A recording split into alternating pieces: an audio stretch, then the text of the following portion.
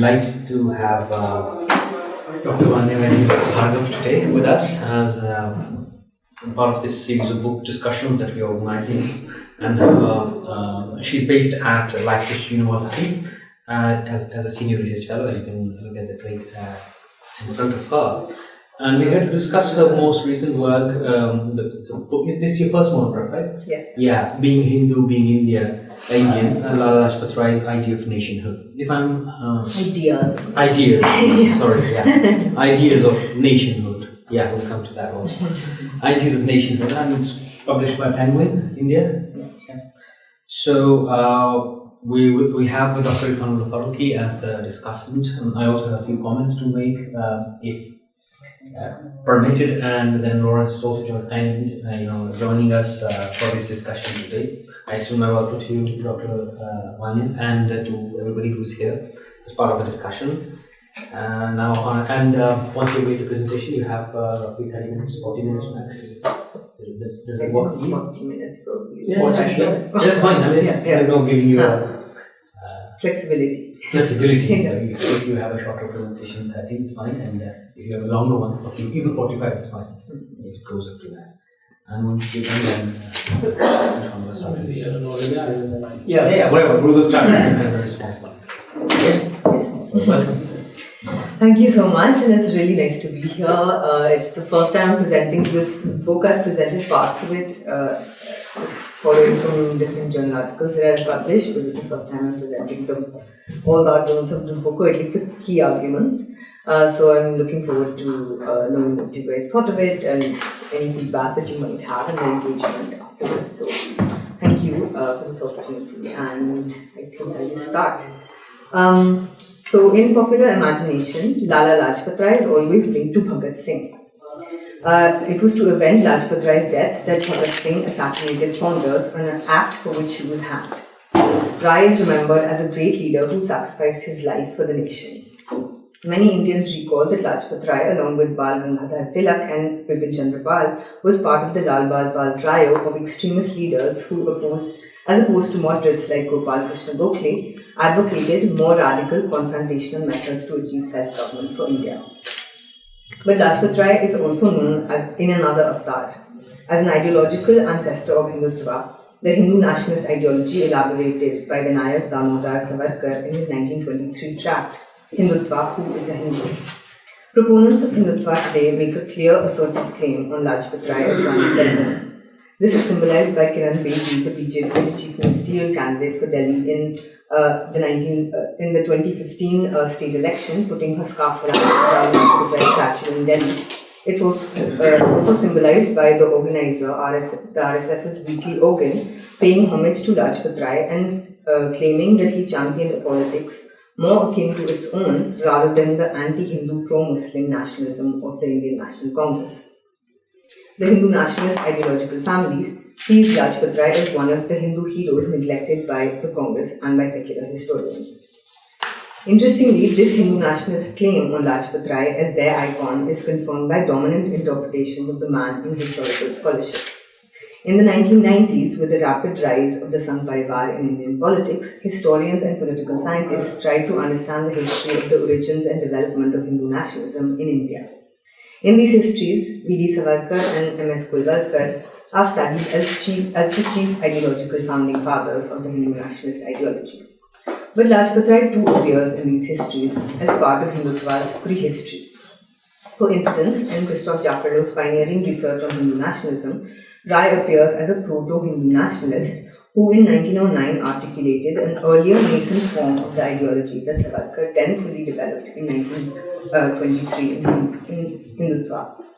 In his later work, Jaffrelow views Rai more boldly as playing a pivotal role in the birth of Hindu nationalism, an ideology later fine-tuned by Savarkar. Ketan Bhatt, another scholar of Hindu nationalism, similarly views Rai as articulating a Hindu nationalism with strong continuity with Savarkar's Hindutva. This general impression of Rai has found its way into scholarship that deals with Rai only in a cursory manner. My argument is that this interpretation of Lajpat Rai ends up leaving out much nuance and complexity. I began to realize that something was amiss in our understanding when I chanced upon some writings and speeches which showed that Lajpat Rai supported the Khilafat movement led by Gandhi and a section of the Indian Muslim leadership. How was this supposed forefather of Hindutva supporting a movement in defense of an Islamic caliphate? Despite the strides we had made over the decades in our understanding of Hindu nationalism, were we historians missing out some nuance and complexity? This must in some way be limiting our understanding of an ideological and political constellation which remains relevant to Indian politics and society today. The absence of a comprehensive study of Lajpat Rai's nationalist thought over different phases of his life has facilitated his evaluation as a predecessor of Savarkar. And this has cramped our understanding of the history of Hindu nationalism and nationalism in India in general. Being Hindu, being Indian undertakes precisely such an examination of Lajpat Rai's nationalist thought over different intellectual phases of his life, lived between the 1880s and 1928 when he died. In doing so, it contests dominant interpretations that iron out the intellectual shifts, fluidity and complexity in Rai's thought to evaluate him and as Savarkar's precursor, either sharing deep ideological affinities with Hindutva or representing some nascent, softer variety of it. One of the book's central aims is to show that even when Lajpat Rai articulated his most robust Hindu nationalism in 1909, seen by scholars like Jafar as evidence for his role in birthing Hindutva nationalism, it diverged from Savarkar's Hindutva in important ways. First, let's acknowledge where he overlapped with it.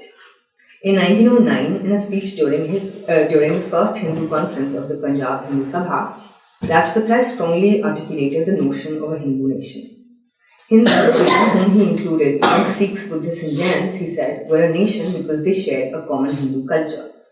The constituent elements of this Hindu culture were left largely undefined, except Rai argued that it was easily distinguishable from Semitic and other non-Aryan cultures and from European culture. In taking Hindu culture as the core of the Hindu nation, Lajpat Rai's Hindu nationalism converged with Savarkarite Hindutva. According to Savarkar, one had to meet three essentials to be part of the Hindu nation,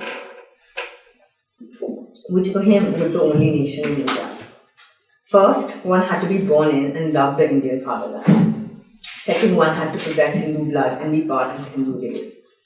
But these were insufficient criteria to belong to the Hindu nation.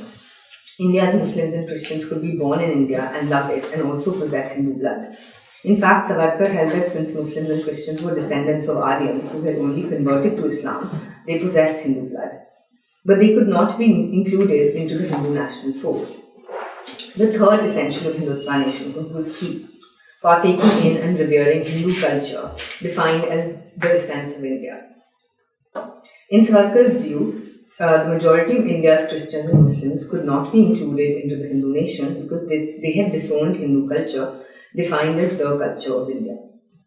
True for Savarkar in 1923, what decisively excluded India's Muslims and Christians from the Hindu nation was that unlike Hindus, by whom Savarkar also meant Sikhs, Buddhists and Jains, unlike these Hindus, whose religions had been birthed in India and who therefore revered India as their holy land, India's Muslims and Christians belonged to religions whose origins and holy places were outside the territory of India. They therefore did not take India to be their holy land and had to remain excluded from the one and only Hindu nation in India. The criteria of having holy lands within India decisively excluded that supposed minority of Muslims who in Savarkar's view did partake in and celebrate Hindu culture. But in fact, what made sure that the majority of India's Muslims and Christians were excluded from the Hindu nation was that they did not apparently adhere to or revere Hindu culture. So Lajpat Rai and Savarkar both took Hindu culture to be the core of Hindu nationalism. In 1909 and before that in 1901 and 1902, Lajpat Rai clearly viewed Hindus and Muslims as separate nationalities. Rai's Hindu nationalism also shared Hindutva's view that the Hindu nation was crystallized in Hindu historical resistance against the foreign Muslim enemy. So why am I arguing that Lajpat Rai's Hindu nationalism was distinct from Savarkar's Hindutva? Despite viewing Hindus and Muslims as separate nationalities, Rai imagined a friction-ridden yet politically cooperative relationship between these Hindus and Muslim nationalities within a common state. His ability to see the Muslim nation existing robustly alongside the Hindu nation was different from Savarkar's demand that to become part of the Hindu nation, Indian Muslims and Christians had to abandon their culture, their religion and cultures and assimilate into Hindu culture. Lajpat Rai's Hindu nationalism did not require such religious abandonment or cultural assimilation from India's Muslims and Christians. It lacked Savarkarite Hindutva's desire for Hindu cultural supremacy and its aversion to religio-cultural diversity, and was marked by a basic respect for India's diversity. Unlike Hindutva, Lajpat Rai's Hindu nationalism ultimately envisioned the eventual unification of the Hindu and Muslim nationalities into a broader Indian nation. To be sure, Lajpat Rai's articulation of Hindu nationalism had a political dimension. Rai saw members of the Hindu nation as having a common interest that could require separate political organization. But even when Rai espoused this semi-political Hindu nationalism, when he used the term nation in the fully nationalist, statist political sense to mean a community that must govern and rule itself through a state of its own, Rai always referred to an Indian nation, including Hindus, Muslims and other religious communities, and not a Hindu nation. Unless Muslims and Christians gave up their supposedly foreign religions and cultures and adopted Hindu culture, Savarkarite Hindutva refused to include them into the national fold and thus treated them as second-class citizens of an India that belonged to Hindus. This held true even though Savarkar made statements in the late 1930s about formally granting equal citizenship rights to Muslims. These statements have to be read alongside the fact that he never renounced Hindutva, which treated Hindu culture as the essence of India and which demanded cultural assimilation from minorities in a manner that would establish Hindu cultural domination in India. Savarkar's statements indicating his willingness to grant minorities equal citizenship rights also must be read with his statements that India was the land of Hindus, as noted in the slogan, Hindustan Hinduon Ka. In 1909, Lajpat Rai contemplated Muslim reservations in proportion to their population, without harboring dreams of Hindu supremacy. Rai's Hindu nationalism, of course, also diverged vastly from M.S. Golwalkar's Hindu nationalism, which wished to not give minorities even citizenship rights, envisioning them as living under complete Hindu domination. So Lajpat Rai's articulations of a Hindu nation and of Hindu nationalism may have been drawn upon by later Hindu nationalists, but this does not mean that Lajpat Rai himself articulated the same kind of Hindu nationalism. Rai's Hindu nationalism has to be understood independently of ideological ties to Savarkarite Hindutva. It was not the same as Hindutva, nor was it a softer variety of it. It was a different kind of Hindu nationalism that took for granted the existence of a Muslim nation in India, the eventual unification of Hindus and Muslims into a common Indian nation, which had a basic respect for India's religio-cultural diversity, and did not dream of a future of Hindu supremacy. And then things become even more complex, because in 1915, Lajpat Rai was singing a different tune.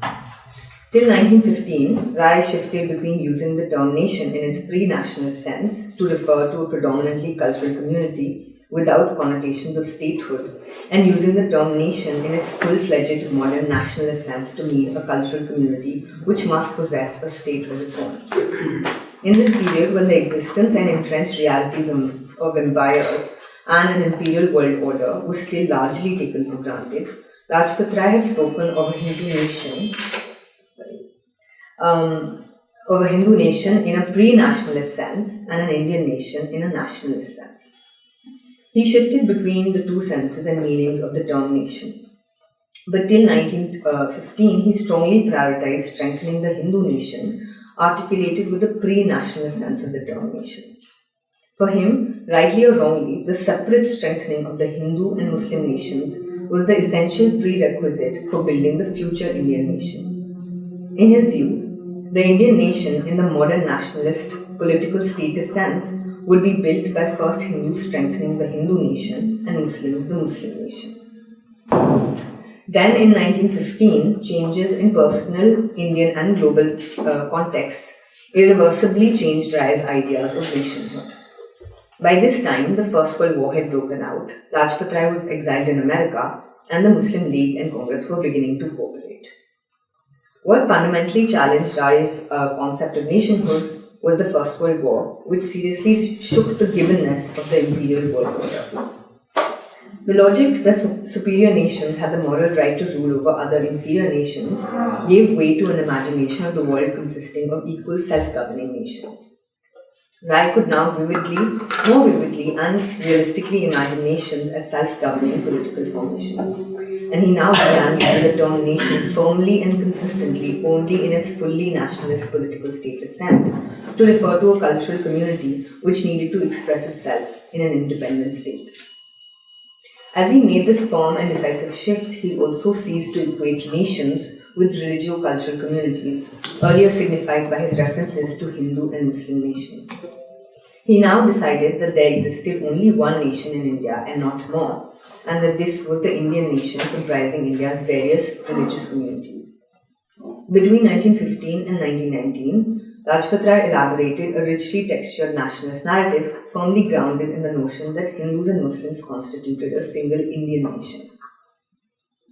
Rai's shift towards using the term nation solely to describe a single cultural and political community which needed expression in a state was partly fueled by his changed geographical location. Having arrived in England as part of a Congress deputation in 1914, he had gotten stuck there after the outbreak of the First World War in the same year. He had then travelled to the United States, where he spent the next 5 years. With this new global lens, differences between Hindus and Muslims looked less significant. In America, Lajpat Rai also interacted with American progressive, liberal, socialist intellectuals, some of whom held egalitarian and inclusive ideas, which may have encouraged Lajpat Rai's shift towards a new Indian nationalism, which saw Hindus and Muslims as sharing bonds of common Indian national belonging. But more than this, what seems to have encouraged Lajpat Rai's shift was significant changes in Indian and global political contexts. In India, this changed context was constituted by the reorientation of India's Muslim leadership. The British government's actions within India between 1911 and 1913 had seriously embittered sections of India's Muslim leadership. This included its revocation of Bengal's partition, its refusal to accept a Muslim university at Aligarh without British control, and its mishandling of the Kanpur mosque affair, where the government demolished the wuzu khana of a mosque and then fired upon protesters. On top of that, Britain was approving of attacks on the Ottoman Empire by Italy and the Balkan states, and also talking of partitioning the Ottoman Empire. This also upset some now politically ascendant sections of British India's Muslim leadership. Since the formal end of the Mughal rule in the 19th century, and also coinciding with the political marginalization and colonization of Muslims both globally and in India, several prominent Muslims had begun to articulate so-called pan-Islamic ideas about the existence of a global Muslim community united by a common Islamic civilization, with the Ottoman Caliph as its spiritual head and the Ottoman Empire as its temporal embodiment. As Jamil Aydin argues, this had been their means to elevate their self-esteem in the context of British imperialist ideas about Muslim inferiority and Western superiority. The Ottoman Caliphate Empire was the symbol upon which Muslims drew to bolster their pride and confidence in the context of colonial humiliation and political marginalization. Some Muslims also simply conceived paying allegiance to the Caliph as a matter of religious faith. And so British actions in India and globally vis-à-vis the Ottoman Caliphate Empire led many emerging Indian Muslim leaders to question the Muslim League's policy of loyalism towards the British and aloofness from the Congress. This new generation of Muslim leadership sought greater collaboration between Hindus and Muslims. Lajpat Rai welcomed this changed political orientation of the Indian Muslim leadership as ushering in a possibility of a new Indian nationalism upheld by Hindus and Muslims. He now reconfigured his own nationalist thought to firmly, confidently and decisively shift towards reimagining Hindus and Muslims as members of a single Indian nation. It was once again the First World War which radically altered Lajpat Rai's nationalist stance. It endowed Rai with a new nationalist perspective. It shook his assumptions about a morally superior Europe and enabled him to more confidently view and criticize British imperialism as tyrannical, exploitative and criminal. The whole Eurocentric imperial world order was now seen by him as completely unjust and illegitimate. India was not a unique victim of British imperialism. Asia was a victim of European imperialism as a whole. The whole map of the world needed to be reconfigured to make the world order less hierarchical and more equal. Rai now believed that Asia, led by Japan, needed to unite and rise up against European imperialism. He predicted that this Pan-Asian movement would produce a revolution against the imperial world order and establish a new world order consisting of equal, self-governing nations. Lajpat Rai latched on to Bolshevik rhetoric about the need for a new world order based on equality and brotherhood, and then American President Woodrow Wilson's wartime rhetoric about a world order based on the principle of self-determination.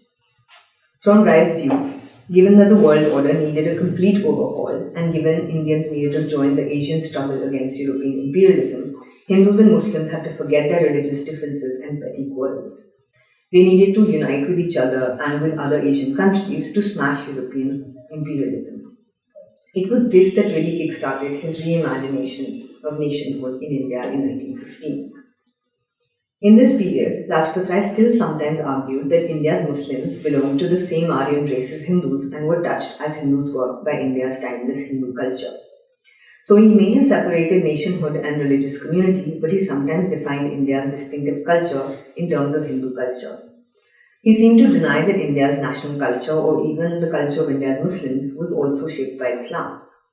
If the Hindu assumptions of Lajpat Rai's wartime Indian nationalism still make it a Hindu nationalism, this Hindu nationalism was again distinct from the Hindutva ideology Savarkar was conceptualizing during these years.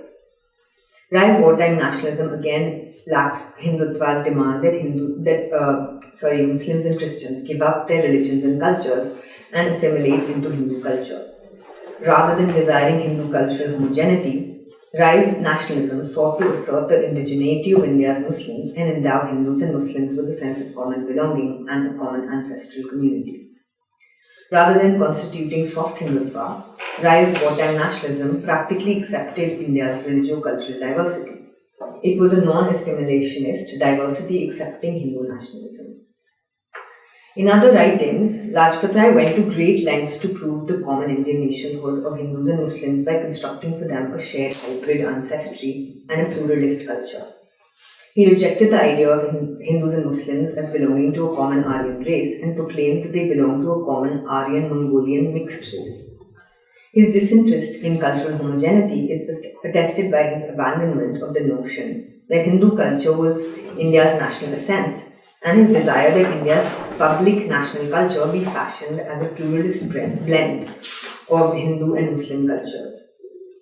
This cultural pluralism was also manifest in his suggestion that Hindustani in both scripts be India's national language. Rai also attempted to accommodate India's religious diversity by asserting that Hindus and Muslims constituted a nation simply because they desired to be one. Finally, inspired by America, he suggested federalism as a solution to India's religio-cultural diversity. Given the presence of Muslim-majority provinces in India, such as Punjab, Bengal, and the Northwest Frontier Province, support for federalism meant support for greater Muslim cultural autonomy. Rai's turn towards the secular pluralist Indian nationalism was also reflected in his reinterpretation of India's Muslim history during the war years. From having articulated the notion of Hindu resistance to the foreign Muslim enemy in previous years, Rai now undertook several measures to counter the portrayal of medieval India as a period of foreign Muslim rule marked by domination, oppression, and antagonism. The period of so-called Muslim rule was reimagined as one involving socio-cultural interaction, political equality, religious tolerance, and concord between Hindus and Muslims, and even exemplifying virtuous Indian governance. So Rai stated that, quote, "It is not right to say that Muslim rule was foreign rule. The Muslim invaders were no doubt foreign in their origin, but as soon as they settled in India, they adopted the country, made it their home, married and raised their children there, and became sons of soil. Akbar and Aurangzeb were as much Indians as are today the Mughals and Pathans in Delhi or elsewhere. Sher Shah and Ibrahim Lodi were no more foreigners in India than were the descendants of William the Conqueror. When Timur and Nadir Shah attacked India, they attacked a kingdom ruled by Indian Muslims. They were as much the enemies of the Mohammedan rulers of India as of Hindus. Muslims who exercise political sovereignty in India were Indians by birth, marriage, and by death. Lajpat Rai also argued that even the most bigoted and orthodox Muslim ruler of India did not possess the kind of social pride and exclusiveness of the contemporary British ruler, and argued that under Shah, Akbar, Jahangir, and Shah Jahan, Hindus were eligible for the highest offices. Muslims had contributed to the evolution of Indian culture, as evidenced in Urdu or Hindustani, which he called purely Indian. According to Rai, the policies of Muslim rulers, unlike the British, rather than exploiting India in the interests of a foreign country, benefited India. Rai also countered British opinions of Muslim rule as tyrannical and violent, arguing that even Aurangzeb had not ordered any general massacre of Hindus, or ever seriously tried to overpower or outcast Hinduism. While the medieval times in Europe were marked by religious warfare, in India they were marked by relative religious tolerance. By unearthing Rai's wartime nationalist narrative, my research shows that whether or not Hindutva further developed the Hindu nationalist ideas articulated earlier by Lajpat Rai, his own Hindu nationalism gave way to a rich, distinctive Indian nationalist narrative. Indeed, his new conceptualization of nationhood led him, after his return to India in early 1920, to actively support the Khilafat movement led by Gandhi and a section of the Indian Muslim leadership. Lajpat Rai gave several reasons why Hindus must support the Muslim cause of the Khilafat. This stemmed from his newfound belief that Hindu-Muslim unity was the foundation of Indian Swaraj. But Rai also held that this principle had to be adopted not just instrumentally to win Swaraj, but on moral grounds for its own sake, as the first article of the political faith of Hindus and Muslims. Because now, for Lajpat Rai, Hindu-Muslim unity was central to the autonomy and identity of the Indian nation, Lajpat Rai urged Hindus to support their Muslim brothers on the Khilafat question. The post-war settlement between victorious European powers and defeated Turkey rolled back the frontiers of the once great Ottoman Empire and divided it up between victorious European powers. It drastically reduced the territorial power of the Caliph and removed the holy places of Islam from his custody. Lajpat Rai held that this violated Islam and prevented Muslims from fulfilling their religious obligations. Rai urged Hindus to support the Khilafat as trustees of Islam. Hindus had to support the issue even if it was a religious cause confined to Muslims. Hindus and Muslims had to support each other's causes as members of the Indian nation. Then Hindus had to support the Khilafat question because any question affecting India's Muslims was a national question for them. Hindus had the duty to respect Muslim religious sentiments. Any offence to India's Muslims was an offence to India's Hindus. Moreover, in Rai's view, Britain broke its pledge that it would protect Islam's holy places and the Caliphate, a pledge on the condition of which it had obtained Indian military help in the war against Turkey. The breaking of its promise to Indians needed to be protested by Hindu and Muslim Indians collectively. Rai countered Hindus who argued that Pan-Islamism made Indian Muslims arrogant in their political negotiations with the British government and aloof from India and Hindus. Rai contested this, arguing that the Khilafat movement had in fact made them renounce their earlier aloofness and energized them into taking their rightful place in Indian national politics. The Pan-Islamism of Indian Muslims had encouraged their Indian nationalism. Rai also told Hindus that Pan-Islamism was beneficial to Hindus because Britain's irrational fears of Pan-Islamism compelled it to treat Indians justly. For Lajpat Rai, after the war, Pan-Islamism was also a part of his struggle against the Eurocentric world order and attempt to establish a world order of equal self-governing nations. The Ottoman Empire was seen as a defensive fortress protecting Asia and India from further European imperial subjugation. The Muslim world, with the Ottoman Caliphate as its head, was seen as India's ally against imperialist Europe, and Indian Muslim sympathies with the Ottoman Caliphate Empire and the Muslim world were seen as compatible with their loyalty to the Indian nation. This was unlike Savarkarite Hindutva, which held that Muslim devotion to holy sites outside India divided their loyalty to it and posed a threat to Hindus. Lajpat Rai, on the other hand, asked Hindus, how long are we going to be afraid of shadows and be deceived by imaginary fears set before us as a justification of despotic rule? For Lajpat Rai, fears about pan-Islamism were a British creation to divide Hindus from Muslims. He urged Hindus to repose their trust in India's Muslims. India's freedom required complete trust between Hindus and Muslims. Contrary to what may be assumed about Islamism, fearful of Muslim religiosity and suspicious about their extraterritorial loyalties, Lajpat Rai's Indian nationalism urged Hindus to respect Muslim religious sentiments and sympathies towards the Ottoman Caliphate and Muslim world. He also strove to promote trust between India's Hindus and Muslims. Clearly, pigeonholing Lajpat Rai's entire thought as Hindu nationalism has obscured a historical intellectual juncture when a Hindu political figure like him enthusiastically supported pan-Islamism as compatible with and even necessary for Indian nationalism.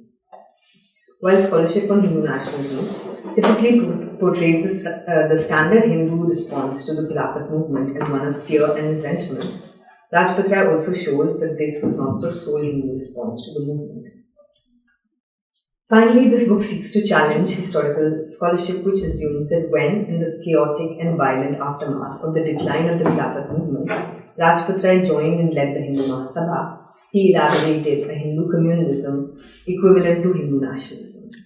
It shows that in the mid-1920s, Lajpat Rai, as Mahasabha leader, elaborated yet another new and distinct Indian nationalist narrative.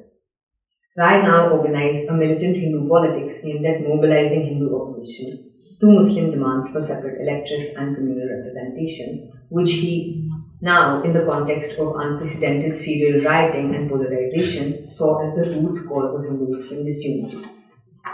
These, he now concluded, precluded the possibility of Indian national unity and therefore Indian national freedom. Because he saw it as preventing Indian national disunity and continued unfreedom, Rai saw his Hindu politics as being in service of Indian nationalism. In fact, Rai opposed separate electorates and communal representation because he saw them as violating the secular preconditions necessary for forging a united Indian nation. According to Rai, in modern times marked by religious diversity, the mixing of religion and politics would inevitably lead to conflict, which was why the West had banished religion from politics and in some cases even privatized religion, which had enabled individuals to unite as members of a common nation. India's religious diversity meant that Hindu laws could not form the basis of an Indian polity. A Hindu theocracy or a state with Hinduism as the established, privileged, official religion was seen by Rai as inappropriate for a religiously diverse India. However, since this diversity was causing conflict, India had to follow the West and separate religion from politics in order for Hindus and Muslims to unite as members of the Indian nation. As Mahasabha leader, Lajpat Rai aimed at establishing a radically secular state and politics free of all markers of religion as a crucial precondition for the foundation of a united, stable Indian nation. The militant Hindu politics he sought to engineer through the Mahasabha aimed at establishing precisely such a radically secular state and politics. In fact, while Lajpat Rai sometimes dreamt of a secularism which emphasized the privatization of religion, his secularism in fact came closer to the American wall of separation ideal of secularism. His vision of a secular Indian state would grant full religious liberty of belief, worship, propagation, association and education as a constitutional right to all communities forming the Indian nation. No government funds would be devoted to any religious institutions or purposes. Much like the American secular ideal, the state would refrain from interfering with religion, whether to hinder or positively assist it, granting full religious freedom. Yet, as Mahasabha leader, Rai also remained willing to depart from this American-style secularism to concede reservations to the Muslim minority in proportion to their population, if this was required for Indian national unity. This acknowledged Muslim minority fears of Hindu majoritarian domination. In fact, much of the fury of Lajpat Rai's Hindu politics was aimed at preventing the extension of Muslim communal representation beyond their numerical proportion in the population. The context of serial riots in the 1920s, the riot in the Kohat district of the Muslim-majority Northwest Frontier province, which was followed by Kohat's entire Hindu minority population being evacuated by the British government, the centrifugal tendencies and confusion that marked all India politics following the disintegration of the Khilafat movement and the implementation of the Montagu Chelmsford reforms, which provincialized Indian politics, and Lajpat Rai's own Hindu minority status in Muslim-majority Punjab, combined with a particular mental image of medieval Muslim rule to produce in Rai fears that Muslim demands for increased adequate representation were possibly ploys to institute Muslim minority domination. He sought to engineer a Hindu politics through the Hindu Mahasabha to keep communal representation within reasonable limits. To be sure, Lajpat Rai defined these limits in terms of Muslim representation in proportion to their numerical proportion. Anything above that was seen to encroach upon the political rights of the Hindu majority. Rai's Hindu politics and his secularism was attached to the notion of a Hindu majority, which had to be defended even violently if necessary. Rai's secularism also played its role in preventing the expansion of Muslim political rights. Yet Rai's secularism was not based on a desire for Hindu majority domination. This is evident in one of his quotes. To the Hindus I will say, if there are any among you who still dream of a Hindu Raj in this country, who think that they can crush the Muslimans and be the supreme power in this land, tell them that they are fools, or to be more accurate, they are insane, and their insanity will ruin their Hinduism along with their country. End quote. Rai's secularism did not privilege Hinduism as state religion, granted religious freedom to all, advocated Hindustani rather than Hindi as India's national language. It also still envisioned a federal state, granting substantial autonomy to India's Muslim majority provinces like Bengal, Punjab, NWSP, Sindh and Baluchistan. Rai's eventual consideration of Jinnah's 1927 Delhi proposals and his active support for the Nehru report shows he was willing to consider the reservation of something between 1/3 and 1/4 seats for Muslims at the centre, showing his openness to political mechanisms that checked Hindu majoritarianism. From the more trust-based and other-embracing secular Indian nationalism Rai articulated during the Khilafat movement in the 1920s, as Mahasabha leader, he moved to a more distrustful and hardline secular Indian nationalism, explicitly hostile to contemporary Muslim political demands. His vehement opposition to the politics of the Muslim community meant that a move from a Hindu nationalist to a secular Indian nationalist conception does not always involve a move towards a politics more accommodative towards Muslim political demands. Rai's vision of a secular Indian nation state was aimed at through a militant Hindu politics. Rai's vision of a secular Indian nation, I'm repeating that sentence. This agrees with the revisionist scholarship, which rejects assumptions of mutual exclusivity between Hindu majoritarian communal politics on one hand and secular Indian nationalism and secularism on the other. They can evidently be expressed by the same person and share ground. At the same time, I wish to strongly push back against any argument that concludes that Rai's militant Hindu politics nullifies the integrity and meaning of his secularism, reducing the latter to nothing but a thinly veiled Hindu majoritarianism. Not just a ploy to institute Hindu majority domination, Rai's secularism, in it not privileging Hinduism as official religion, its substantial separation of the state from Hinduism, its willingness to grant Muslim reservations, its vision of federalism and Hindustani as India's national language, had integrity. It was also guided by values such as religious liberty, inclusive and equal citizenship, and its non-domination, as seen in its opposition to fantasies of Hindu Raj. Rai's basic respect for India's diversity, even as a Hindu Mahasabha leader, made him distinct from Savarkar, whose Hindutva demanded religious abandonment and cultural assimilation, and dreamt of Hindu supremacy and domination. This book argues against intellectual reductionism and the pigeonholing of all of Lajpat Rai's ideas into either Hindutva or a moderate variety of Hindu nationalism or indeed secular Indian nationalism. Doing this has prevented us from noticing the subtleties, nuances and distinctiveness of Rai's thought at particular junctures. They have prevented us from recognizing the distinctive texture and nature of the Hindu nationalism he regularly articulated before 1915 and its difference from Hindutva. They have also prevented us from noticing shifts and changes in his thought across time. We fail to heed Lajpat Rai's distinct Indian nationalist narratives during his wartime years in America, the Khilafat movement, and in his Hindu Mahasabha phase. The internal complexity, fluidity, and dynamism of Lajpat Rai's nationalist thought make it resistant to easy overall categorization. If one has to make an evaluation, one can only say rather vaguely that taken collectively, the distinct and internally complex narrative that Lajpat Rai articulated in his political life remain an intellectual position distinct from Hindutva, the moderate varieties of Hindu nationalism, and the Congress's official ideology of secular Indian nationalism.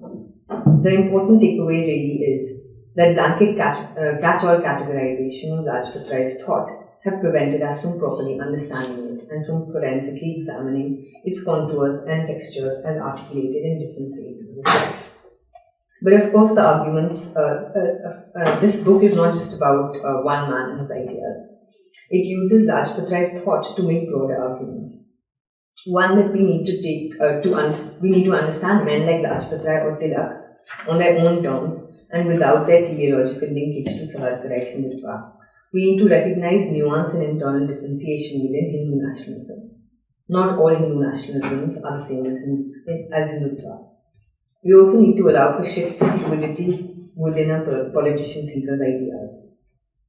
People's ideas change in response to changing political and intellectual contexts. We need to pay close attention to how they change and why. And finally, Hindu politics and a vision of secular Indian nationalism and secularism can be expressed together. The expression of Hindu politics can coexist with the articulation of a vision of secularism for the future and does not necessarily nullify the meaning and integrity of that vision. In some cases, like Lajpat Rai, his Hindu politics sought to establish a secularism which rested on a Hindu majority, but which respected diversity and even considered Muslim reservations. At the same time, such militant Hindu politics must have a bearing and consequence on that particular vision, rendering it weaker and unstable. Hindu politics and secularism cannot be expressed together easily or for long. In the end, one must destroy the other. Thank you. Thank you, Dr. Bhargava, and now I invite Dr. Farooqi. Thank you, Vanya, for this very comprehensive presentation. This is quite an uncommon feat. You wrote it. I don't know how long it will take to read it. This is hopefully not 10 years. No. This is not War and Peace, so it won't take that long. But but this is indeed an uncommon feat, and you deserve to be congratulated. So, as I told you, I have only read the introduction and the first two parts. And of course, so my comments have to do with that specific portion of your work, and then also a little bit to do with your presentation today. So I have a few comments, more of concerns, given that there's a certain vantage point that you seek recourse to in relation to talking about some of these core ideas. So I'll start with, because this remains very central in the first part, the idea of representation itself. Now, Lala Lajpat Rai being quite convinced that Hindus and Muslims can and must represent each other. There's something very progressive about that political sentiment. But of late, in literature and also in deliberations vis-a-vis the experience of democracy in South Asia, what we have also arrived at is that the marginalized can always have a very principled grievance against or in relation to being represented by the non-marginalized. So the argument being, a Dalit can very well question the fact that a non-Dalit represents the Dalit, right? Whereas a non-Dalit saying that I will not be represented by a Dalit is not really to be received that way. So there is a certain position in terms of the marginalized and the non-marginalized. So for example, if the argument is that the Muslim is marginalized, so if a Hindu says that I am definitely open to the idea of being represented by a Muslim, and you take it up, passing in the same paragraph. I'm just, again, maybe back in those days it was a very progressive idea, but how do you look at this new developments, new nuances, particularly in the context of representation, given that we are now more concerned about the ethical foundations of democracy in the broader contexts in which we find ourselves? Associated with this is a certain concern vis-a-vis togetherness, because again, Lala Lajpat Rai speaks about this idea of togetherness with a lot of zeal and fervor, but again, and this is again to do with maybe I'm looking at it from a certain position, what are the terms of that togetherness? What contributes to that togetherness? So the two parties that contribute to that togetherness, how much does a party, what is the role of one party and what's the role of another party in that eventuality of togetherness? So again, Lajpat Rai, being from a certain identity position, can speak about togetherness with a certain faith, spirit, but then can the other party also speak about togetherness exactly with the same amount of belief and faith? In relation to Lajpat Rai's early 20th century the idea of Hindu nationalism, so Lajpat Rai, so for him Hindu nationalism is about inspiring the Hindu nation, realize its true inner worth and feel a sense of pride in its distinctive identity. And then it says, rather than to demonize Muslims. Now I'm just thinking that again, and this is something that has become very clear in the times we live in, the ways in which these two identities, historically, politically, are sort of brought together. Is there a possibility, again in the political discourse, is there a possibility of sort of taking a sense of, or demonstrating that sense of pride without necessarily otherizing? So that's again something that I was thinking about. This is just a passing remark. In sociology, we generally think about identity, and it's a very interesting pursuit, identity as a relation. So, for example, Hindu and Muslim as relations. Now, does that really complicate Lala Lajpat Rai's take on community, nation, and intercommunity relations? If we were to kind of go ahead, I don't know, maybe you have talked about it or you've looked into this in later chapter sections of your book, but whatever little I read and in the presentation it didn't come out, so I just wanted to also request you to think about this and maybe if you could share your thoughts. Identity as a relation. In relation to pan-Islamism, there is this tract, Hindu-Muslim problem, I think, and because I teach Lajpat Rai in a course, and in that particular work, Lajpat Rai has written about how, and this is 1924.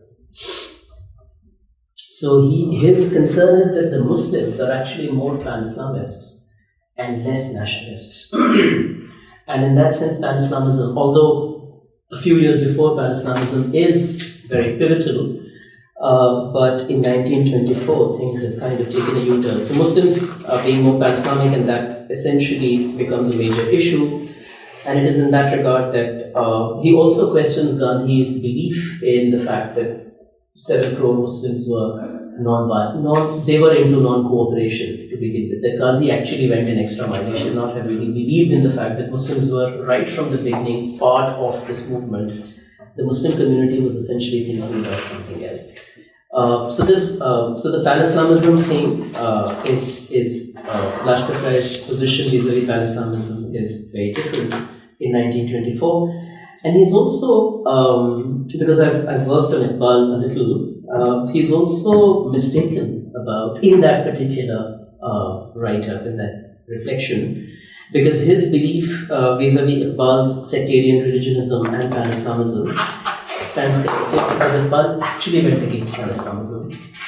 There are several of his letters wherein he repeatedly questioned the vitality of pan-Islamism vis-a-vis Muslim politics in the 1920s, and not just that, Iqbal was also against the Khilafat movement.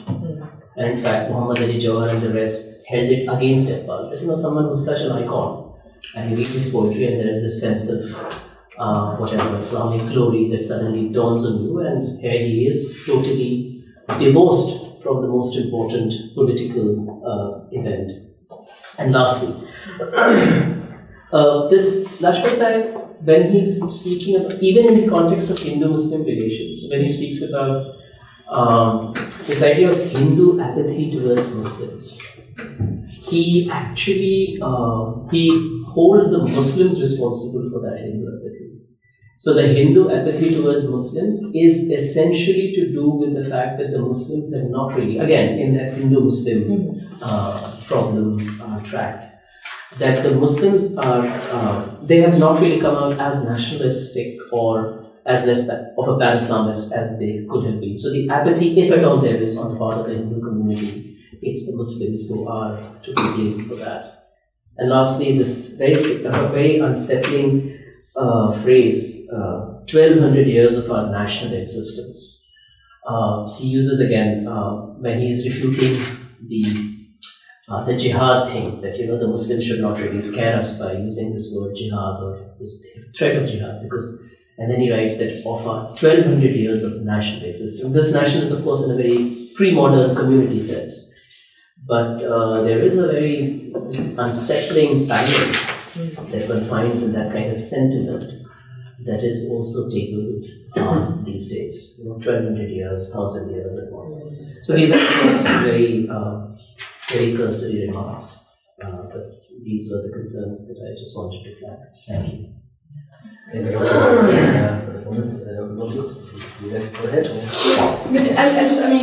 must apologize. I've not had time to read your book because I sat and read it. It was a very interesting presentation. So my questions are directly related to your presentation. Towards the end of your presentation, you said that we should distinguish, or maybe I misunderstood, between Hindu nationalism and Hindutva. And I just wanted to know if you could elaborate on that, because for me, and maybe, and quite obviously it's a very reductive definition, but Hindutva and Hindu nationalism were not really distinguished because the premise of Hindutva is that, India is a Hindu nation.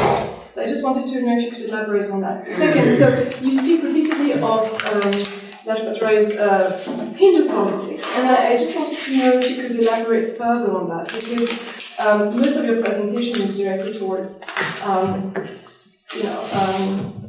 deconstructing that myth that there is a direct continuity between Savarkar and Lajpat Rai. So what were his Hindu politics? To what extent, for example, was the homogeneity of the Hindu population a necessity? What is the importance of protecting the Hindu majority? Did he mean it in the sense of its numerical majority? So, for example, to what extent could the fear of conversions? I'm so sorry. I'm just using this. Yeah. For example, in the current Hindu nationalist discourses, you have several tropes about, for example, conversion or the greater demographic growth of the Muslim population, allowing Muslims to overtake, supposedly, the Hindu population. So when you speak of the need to protect, the Hindu majority, did these concerns also appear in his text or not? So yeah, basically, can you elaborate on what you mean by Hindu politics, and also the debates within the Hindu Mahasabha? Because you say quite clearly that this book is not just about one character, but in your presentations we don't really get a sense of his location within a larger group of people who were thinking about the Indian nation or the Hindu nation or the composite nation around the same time. So I wonder if you could say a few more words about the debates between him and fellow members of the Hindu Mahasabha. To what extent, for example, did his fellow members accept his endorsement of Khilafat politics, and what also were his debates with Khilafatists? So it's true, it's quite extraordinary that he did support the Khilafat movement. I wonder to what extent there was a direct engagement with some of the prime thinkers of the Khilafatists, especially someone like Hussein Ahmad Madani, who conceptualized the notion of composite nationalism. Because at some point you speak about, for example, federalism. You also speak of Lajpat Rai's understanding that Hindus and Muslims could coexist as separate cultural communities within a single polity, and that rings a bell. That resonates with Madni's understanding of composite nationalism. So I wonder if there was a direct engagement with these thinkers, and of course with Gandhi, who was also, who was the prime ally of the Khilafat movement, and who himself had some affinities with the Hindu Mahasabha. Please don't mind. The final question, sorry. You started your presentation by saying that not only scholars, but of course current Hindu nationalists claim Lajpat Rai's legacy. So it's not just scholars like Javed who are tracing that legacy, but Hindu nationalists, of course, are very much claiming him. But you say that actually they shouldn't, because their idea of Hindu nationalism is quite different from his. So what would be who would be his true heirs, his true successors? Are there any? Or do you think that actually maybe he didn't have any proper heir? Maybe his legacy has been so much captured by the dominant Hindu nationalist parties that it left very little space for people who would have been more loyal to his political thought. Thank you, Dr. Gautier. I also have a few, both the discussants also for some valuable comments. I must admit that my comments today are preliminary and observations about your work are quite tentative. However, I believe that there is still a reasonable scope for a conversation, as already begun. Now, let me begin with the often ignored section in books, which is the author's note. And I started to kind of paying attention to what you were getting into there. So as a reader, I felt that you took too much pressure about, or what can be called concern for the public engagement with the oeuvre of history writing. Although you're concerned with the misrepresentation of history and historical figures to the deployment of half-truths or partial truths, if I may use the controversial terms, with your permission, is well taken, of course. I felt that you were too guarded against the possibilities of denunciation of your work. I also felt that the distinction between specialized historical knowledge and non-specialist public is not merely a case of doing two jobs at once for the salary of one. It is more a task of a zone of intervention that is primary to an author. Authors have often produced popular articles, and yours, I think, will also appear in the Wire somewhere in this book, for these popular articles for mass media, and therefore the non-specialist public, as you call it, with an intention and effort to draw them into these meaningful conversations, which are very significant at the same time. Like your point about silos is also well taken, but I felt that the arrival of interdisciplinarity and multidisciplinarity work have already begun to challenge these orthodox ways of doing history, even at the risk of agitating, if I can call them old school, specialized history writing. So I also wonder how much works of serious history can challenge the force of WhatsApp scholarship, because the intention, speed, and objective are entirely different. Having said that, I must say that I share your, if I may use the term, word anxiety. Now let me come to Lala Lajpat Rai. To be honest, I felt your writing style was quite close to how Rai himself wrote. And I was seeing some kind of parallels because I was reading Rai's work, The Problem of National Education in India, because there he touches upon issues of patriotism and what constitutes patriotism.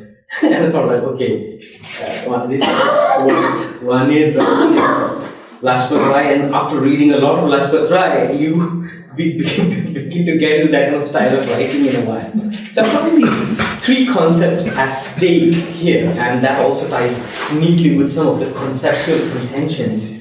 Just a few days ago, Amar Sukhal was here, your friend, he was talking about the other day, and the concepts of community, the concept of nation, and the concept of state.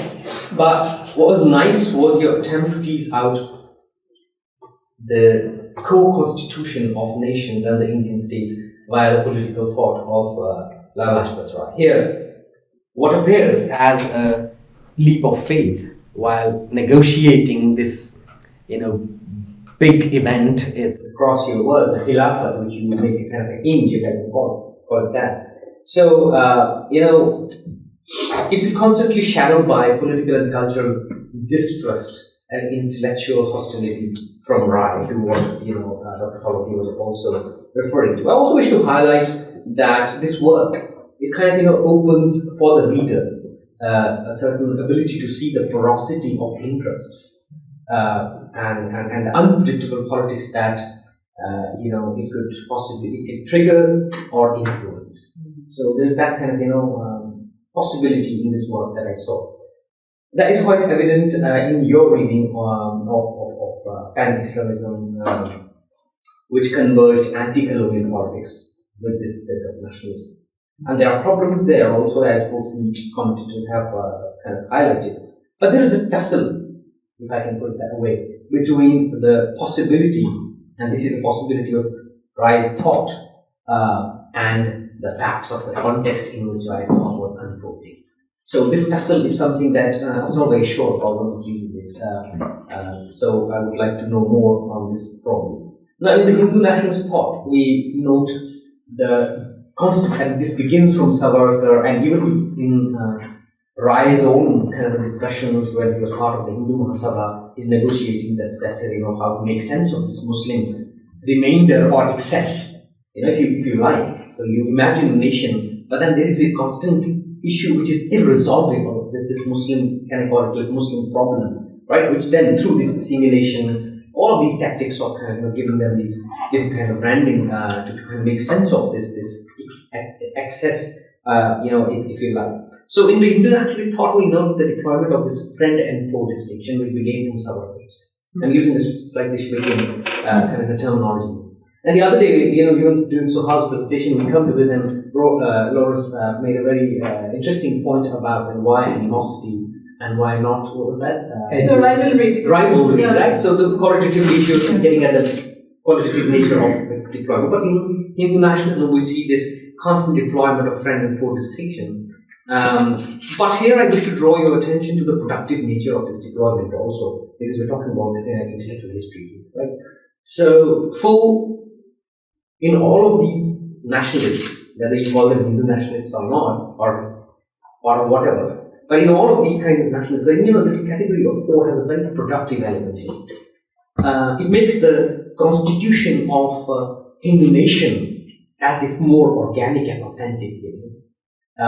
Likewise, for the Muslim side also, the Muslim nation, because we're talking about Hindu nation versus Muslim nation, Lala Lajpat Rai engages with both of them. The threat for the Muslim nation, the threat that emerges out of being declared a foe, also has a productive virtue, because it consolidates and accentuates the religious identity and politics of preventionism around it. So it also triggers something else out there. How do you assess Rai's engagement with Hindu Mahasabha and its ideology in the very volatile 1920s?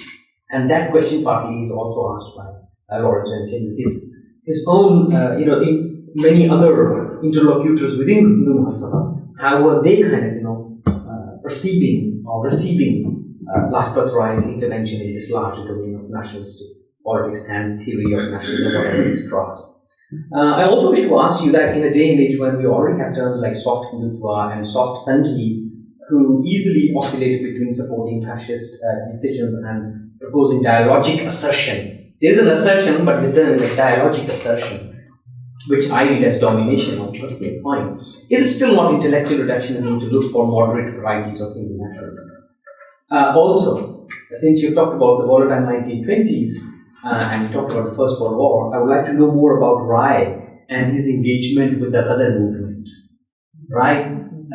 That's an important story I would like to know if you're making sense of Lala Lajpat Rai and his political thought. Did he learn any lessons from the progressive liberals of America, when he's engaging with them? Because he must have learned some lesson with those liberals there engaging with the question of race. How did he then approach the question of caste when devising his model of Hindu nationhood? That's also something as a in political thought I would like to know about. One more question is similar is that there is Rai's engaging with Khilafat, but then how do we then assess Rai's political compulsion vis-a-vis Gandhi? Because Gandhi was also simultaneously appreciating the potential and possibility, the resource, Khilafat as a resource for consolidation of nationalist momentum in India. And here comes the concept of difference. Difference in the sense like difference is one which accentuates how we cannot live together.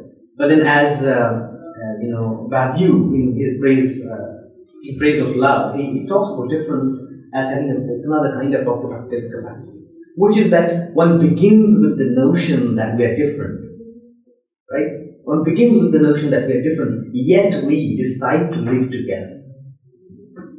So, in this kind of tolerance, and I'm kind of also burdening your reading of tolerance with this definition, but that even notion of love in that sense. So, this consolidation of the Hindu state that Lajpat Rai is also hinting at, the culture versus the culture, culture versus the culture, the certain kind of an essentialism that is quite evident there. And this formation of Hindu nationalism, which goes in a different direction in late 1920s, in my reading, are claims to power. And these claims, which is these claims are inherently dominant, in attitude and perspective also, because then it is resulting in what you have used the term in the presentation, public national culture, in that sense. Like there's some kind of impression that I got. There's a public national culture that is emerging towards the 1920s. He's not talking about culture. He's not talking about that. But there is a distinction between Hindu national nation versus Muslim nation, and then how culture is different from the idea of nation. And therefore, I also kind of found it very difficult towards the end to process. I understand Lala Lajpat Rai's views on diversity, on plurality, possibility of plurality of thought, and the possibility of plurality in the consolidation of Indian nation versus Hindu nation. But the use of the term secularism, I would like a little bit more explanation. So, thank you very much for being part of it. That's a lot of questions I don't get to start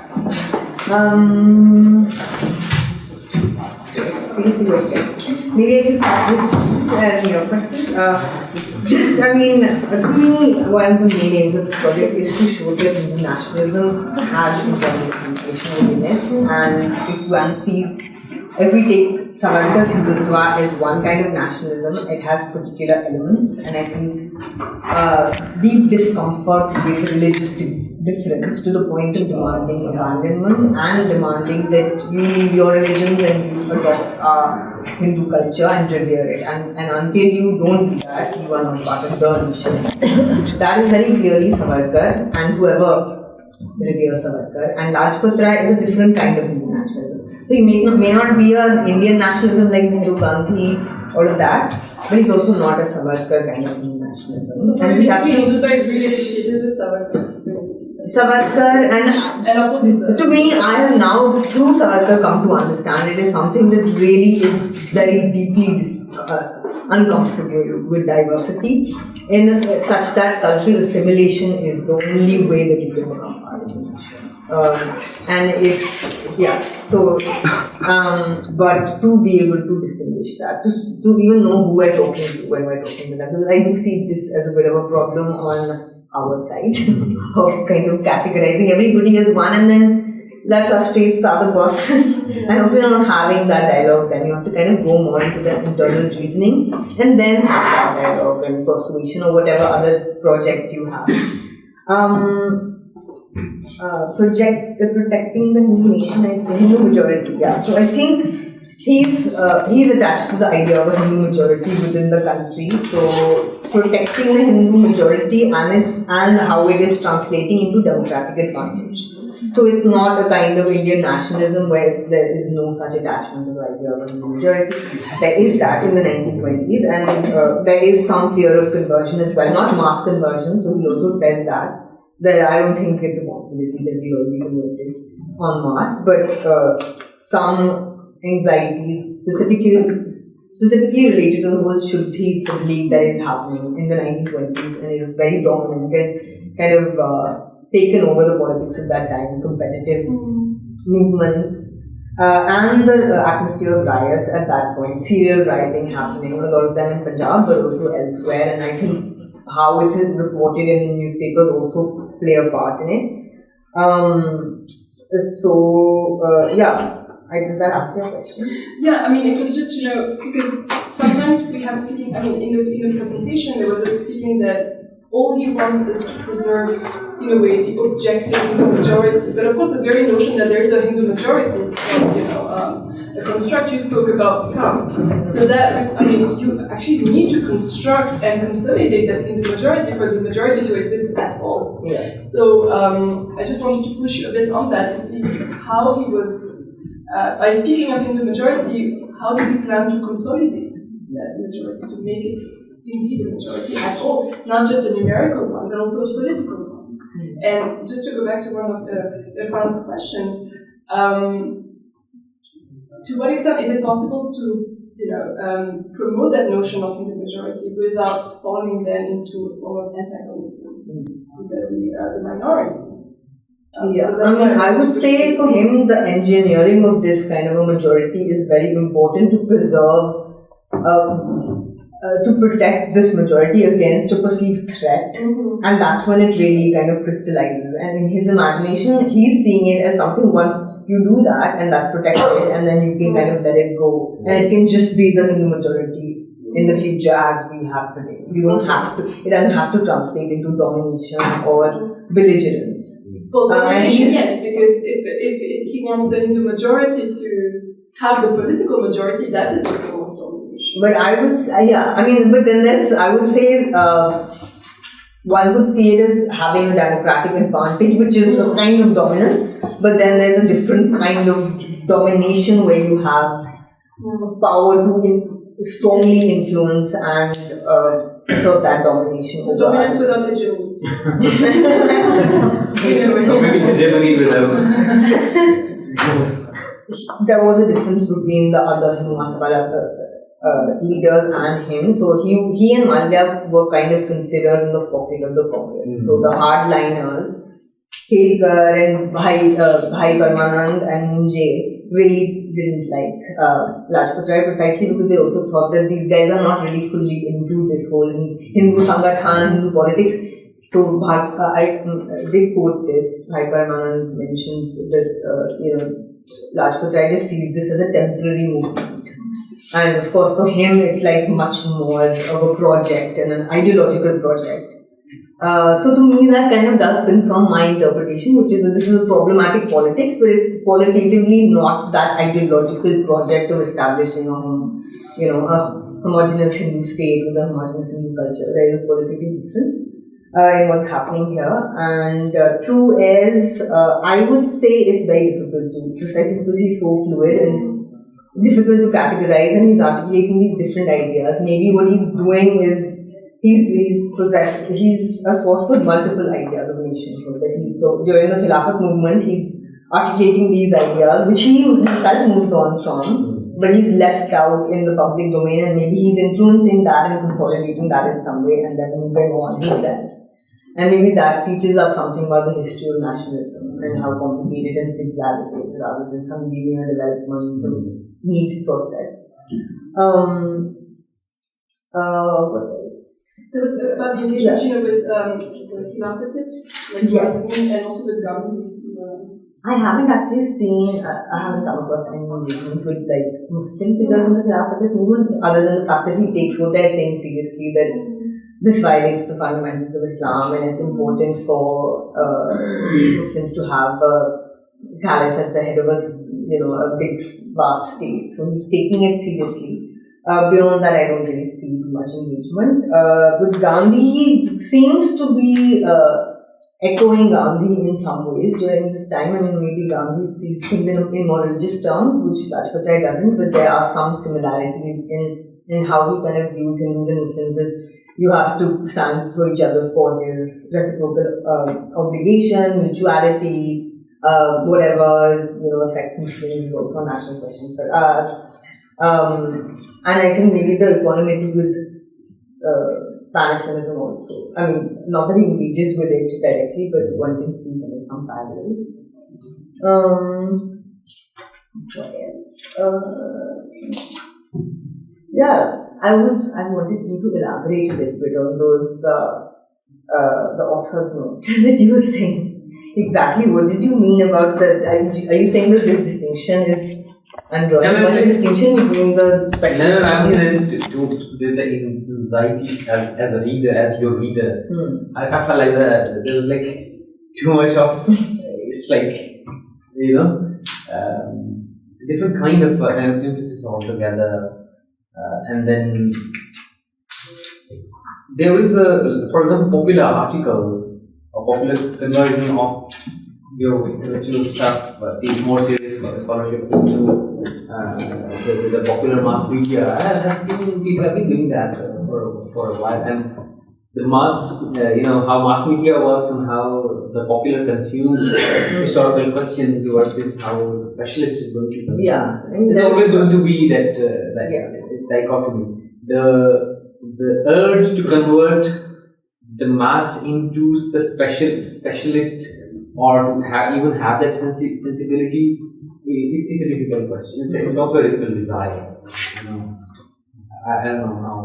Yeah, I don't know. I've been kind of burdened with this. I feel burdened with the responsibility of kind of trying to simplify or write as simply as possible and avoid jargon and which what happened to you. This Saffron book cover. You are truly popular.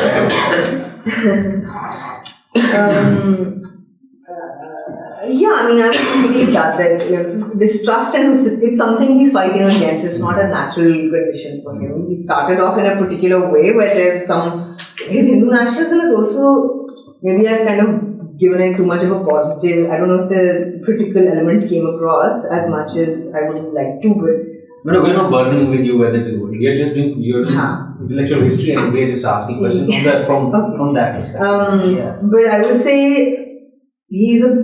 he started off with being someone who's articulating a Hindu nation and accepting the possibility of a Muslim nation, but these are quite isolated worlds for him. He's not kind of trying to even bring them together, and he cannot imagine, in his Hindu nationalism, not imagining, even when he's articulating the idea of an Indian nation, he's not being able to imagine what is it that binds the two communities or nations together. So that's his starting point, and then I think that's what is interesting about that change, because then there's a huge shift where he is making an effort. Now he's making certain slippages, certain problematic assumptions, but that effort to me was interesting, of how someone earlier not doing that is suddenly trying to do that in all these different ways during the wartime nationalism, going back to Indian history. And then one is seeing how it unravels because of a particular context. Maybe, for Nehru and Gandhi, it would not have happened. It wouldn't have unraveled so fast. It's also unraveling because he's also starting from a different position. So I can see that the distrust and hostility is kind of always lurking over there and comes out in various moments, particularly in the 1920s when he's a secular Indian nationalist. That is when it's coming out quite a lot. And also influenced by the atmosphere again of polarization, violence. Could you tell me again what you meant by porosity of interest? Yeah, so in terms of, there is a constant, if we pay attention to what you're presenting to us, there's a constant tussle in which Lajpat Rai is managing the idea of the larger Indian nation and then the Hindu nation. While also giving space to the Muslim people. You have your own nation, they have their own nation. But there is something called a bigger Indian nation. So, there is an what I also call oscillation between one moment you're going to the international side and then coming back to the international side and say, what have you done? You report back and let's see. This is like the idea of a broader Indian. So the porosity is that their tendency, what we see as consolidation of that nation can also be read as polarization, how we today read it as polarization. Because the more you kind of focus on these things, the more the difference begins to accentuate itself. While resolving the difference itself gets further amplified, further pronounced. The amplification and magnification of difference is, it's a different form of it. But the interest between the nation and the Indian nation, there is a porosity. And this Muslim nation is out there. I'm thinking from a theoretical, political theory point of view. How do I make sense of Lajpat Rai if I have to do modern political thought, right? I have to look at questions of community formation, question of imagining the state based on these kinds of perceptions, and then how does one imagine nation? And again, Vani is also at the back of my mind, because even though Vani also talks about composite nationalism, he also doesn't have to his own subjectivity and his own location and his own interlocutors who push him to imagine composite nationalism of that kind. But could you elaborate how you're linking the oscillation to that consolidation? No, the porosity is between the idea of how do you consolidate Hindu nation versus how do you consolidate Indian nation. And the point I made is when you're talking about Hindu state, or reaching Hindu state through this Hindu nationalism, you're making a claim to power. And this claim to power is inherently dominant in attitude and perspective, as I said. Because it is speaking from a certain position of dominance, because that's the assumption from where it's. And this is what is pushing towards certain assumption that there is some form of a standardized culture that needs to emerge, which is national.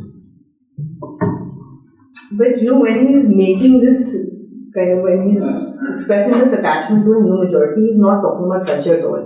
No, he's not. He's not. You're saying nation, yeah. What I'm saying is this by culture itself, also the political culture. What is by starting to talk about community, and then imbuing the community with the responsibility for nation, two separate nations, and then one larger, meta conceptual nation. There's an invocation of that. There's 1200 years of this. The idea of what religious practices are. How does one need to? There's the idea of trust. The idea of solidarity, the idea of even co-constitution for that matter, how one constitutes the other constitutes the other. But slowly you're moving towards a larger idea of what is nation. That is predominantly, as you see through this engagement through Hindu Mahasabha, Hindu nationalism. No, but I'm not. Then what are you calling it? That's what I in the 1920s, I'm not calling it a Hindu nationalism. I'm calling it exactly what he's calling it, which is I think he imagines an Indian nation in the future composed of, everyone who is in India is an Indian and is part of the Indian nation. But he's perceiving certain threats and certain encroachments from the other side, and a threat to this vision of a secular Indian nation. And that's why you call him a secular.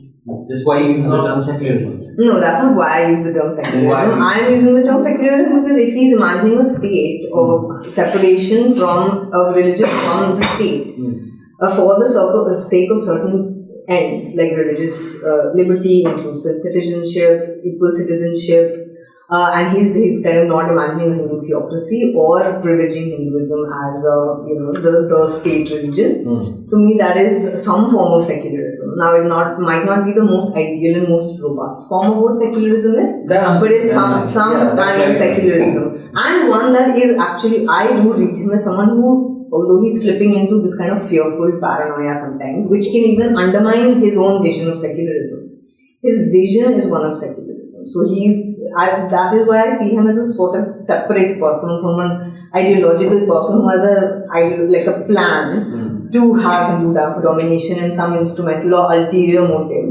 Maybe we need to see that some people mistakenly fall into certain patterns of thinking which even undermine their own goals, and they're not fully aware of the fact that they're participating in this polarization process. Now today you may not have too many of these people, you may have different kinds of people. Then the Khilafat movement happens, which is participating. So you can see that the influence carrying over and not totally unraveling, and then the context is different suddenly, and that's having the advantage.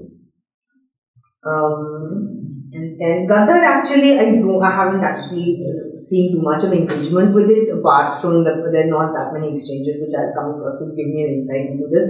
The only thing I've seen is that he met them and he was under surveillance from the British state and the American state for that, but he's not really a fan of the Democrats.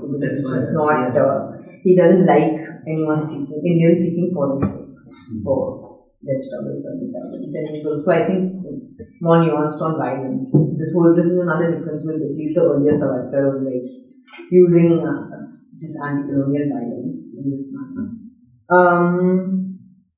The caste question there. The caste question he also is fluid about. So in the early period, he is very radical on caste and quite critical of upper caste Hindus in terms of how they're treating exploitative, inhuman, likens it to slavery.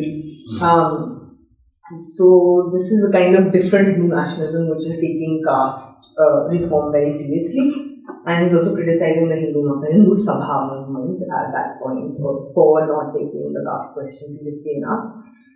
But then in the 1920s, because of this paranoia about the Muslim question, he is withdrawing and retreating from his own, I think, principled position on caste reform and retreating and becoming more conservative on caste. So he's kind of opposing caste radicalism, even while expressing his own personal preference for caste reform, retreating and becoming conservative on the caste question, and also even there becoming I would say reactionary or something, but like opposed to caste politics also. So like one of the main aims of Hindu Sangathan is also to oppose the politics of caste, because if there's now politics of caste, then what is Hindu politics? And you need a Hindu politics to oppose this Muslim politics, which is going to threaten to kind of take over this vision of a secular Indian nation where we can all live together.